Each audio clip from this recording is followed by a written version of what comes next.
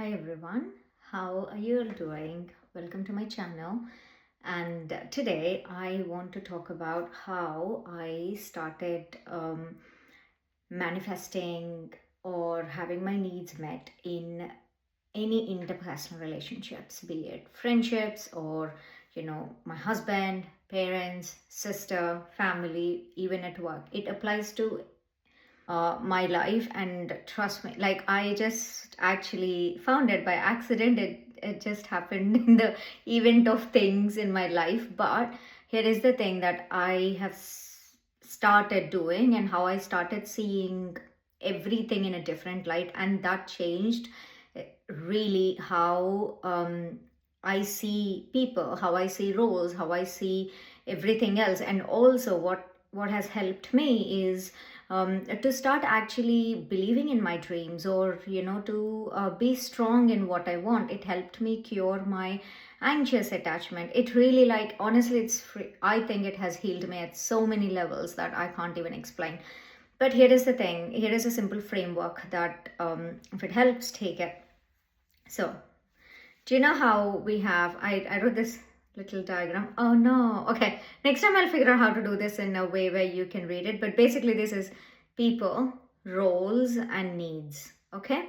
Remember these three key terms, and that's what I will be using. So previously, what I used to see as people being fixed in a particular role.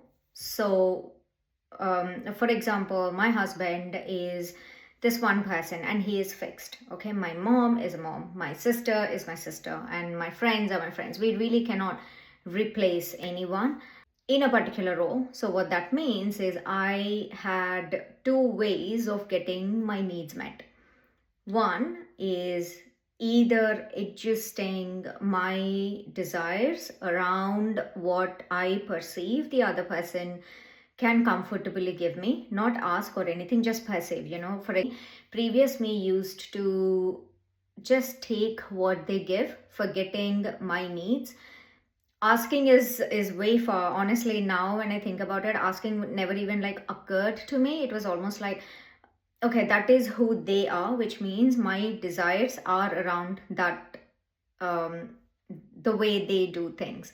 It is the same thing in marriage, it was the same thing with family, my sister, anyone really. So I adjust, or I used to train myself to limit my desires or change myself according to what I can get, because I was scared of the inconvenience. Person is important, I can't lose them, and I will be lying if I say that it's all love. No, it is not. It is a basic fear of losing that person. So and for me, any sort of inconvenience, the sort of the arguments sort of thing, they really make me uncomfortable. My capacity for holding anything when there is a disturbance is was very low. It was so low, so I never like rock the boat, you know or the other way I used to do is, I try to control the other person in a very manipulative way. I know I have done that, and I actually know really a lot of people I know, especially women, do that. So we try to, rather than just being an adult and saying, hey, I want this thing, I used to either be passive aggressively stating my disappointment, or trying to control the other person. I really did this with my sister a lot, and I think I have lost a beautiful friendship that we could have had when we were growing up. Rather than trying to understand and then say that, what, I am worried if you take this step, I am worried that you cannot be independent, and I'm worried about how can you look after yourself, or saying that, I am in a position where I am not sure I can take care of you if something happens to you. So that is the core fear of probably consequences of her decision that I see, right? rather than being upfront and trying to understand and having this open conversation and expressing my fears or my boundaries well, I used to try to tell her to, you do this, you don't do this, okay, like this is the best thing for you. I mean, how do I know what's best for her? Like, really, how does anyone know what's best for the other person, right? So I did this with my husband a lot. Frankly, I tried to do this a lot around a lot of people. Again, this is all really unconscious, and I didn't grow up seeing a healthy discussions, healthy conversations, healthy conflicts. So either or even maybe.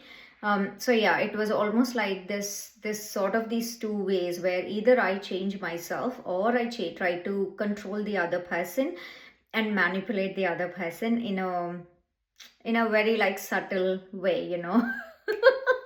Sometimes really strong and sometimes really subtle, but I had that to get my needs met. Now, what happened last year and maybe the year before was I started seeing different roles, you know. Like, what I started doing is it just, frankly, life happens to me. So in that happening, what I have realized is there are roles, okay, that I definitely want and that are important, and I think that also changes from one person to the other person. For me, I had a role of a partner in my life. I need friends in my life. I need some sort of, like, you know, close connections or soul level interactions, be it from my family or friends or anyone, you know. So what I started defining or seeing a pattern is, just realized all of a sudden last year was like, I can replace people, you know, if like the role is how I want or what I want from this particular relationship. We have to be super clear on that. So I did this exercise where I wrote all the roles in my family. Like, I tried pushing everyone away in my life last year. Last year was huge for me in so many ways. But one of the things I did do was, like, I tried to push everyone away. Like, I was like, from my mom, my husband, my friends, I was almost like, I don't want any of you guys because I want to start my life afresh, you know. I want to start my life fresh. And yeah, somehow I was like, I was just unhappy, and you know, it was almost like this volcano that erupted in me. And everyone stood by the way. Spoiler alert, I do have everyone in my life, same people. So yeah, it was just my change, and that's what this video about. Anyway, that was a distraction. So what I started doing was, like, I am a person that do need these roles, certain roles in my life. And um it's almost like I love to give and I love to get as well. So there was almost this thing, something inherent in me, and I was like, I had to like I had to see a lot of things in the role perspective, not from like the person perspective. So then when I drill down to roles, this is true conversation, and I wanted my mom to be emotionally supportive when I share my, you know, anything like sadness or whatever it is. And this is true, guys. Look, I wrote this journal, I think a week before this incident happened, and something happened in my life, and I was truly like, there was this so much sadness, and I wanted to share it with someone. Pre-exercise the week before, this was important from my mom to me. There were like only really few things that I needed from my mother. So then I called my mom, and I just started crying. I shared something really deep and really intimate, very personal. And then she started invalidating my emotions. So she was like, oh, you know, you think too much, like that's not true, etc., etc. And then I remember the same like the same conversation a few years ago around COVID time. I just didn't know how to say. I ended the call, and that's when I think this all started anyway. But this time I cut her off and I said, Amma, which was like mom in Telugu, and I said, Amma, I want you to support me. I want you to just listen to what I am going through. I don't want you to negate what I am going through, because I am having a really hard time and I am really going through this pain, and I want to share it with you. You are the most important person, because I know that you will not misuse this against me, and I needed someone with whom I can share this with. Really, she was like, okay, go on. And that was probably the first most intimate discussion I had. And from then I had so many conversations like that, where I try to share what I feel, and if she doesn't, I remind her what I want from her.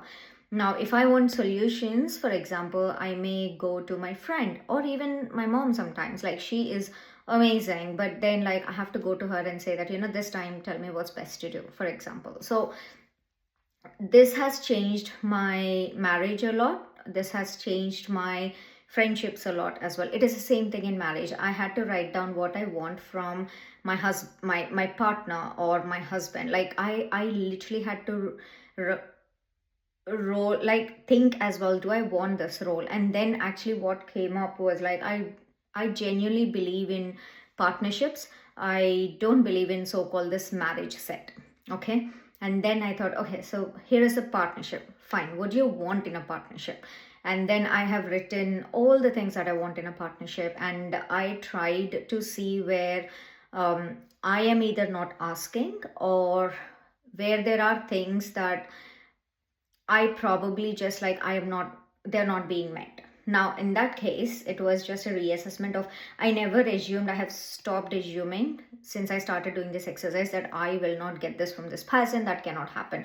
I started asking and having an open conversation about, this is what I want, this is what I miss in our marriage, and I would really like that. And then there were conversations, and a lot of like understanding, and frankly, few of these, as soon as we write and get clarity, things get resolved automatically. I don't know how they do, but they do. So I started seeing this difference in, like, here is what I want, and everyone, this is a huge shift. Everyone have their free will, and I am never ever going to control or try to get something from someone without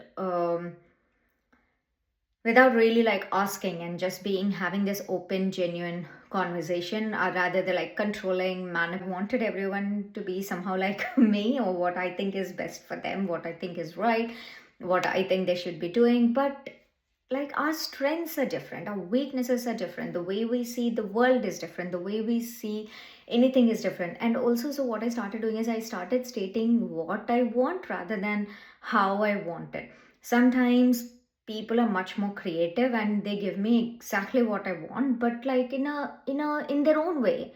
And I started cherishing it, and it actually opened up my world a lot more. It is a same. And actually, I went a further layer below, and I have come to what my needs are, like real needs are, and can these needs be met in, like, what role I want this need to be met in. For example, do I want the sort of conversations I have with my mom, with my husband?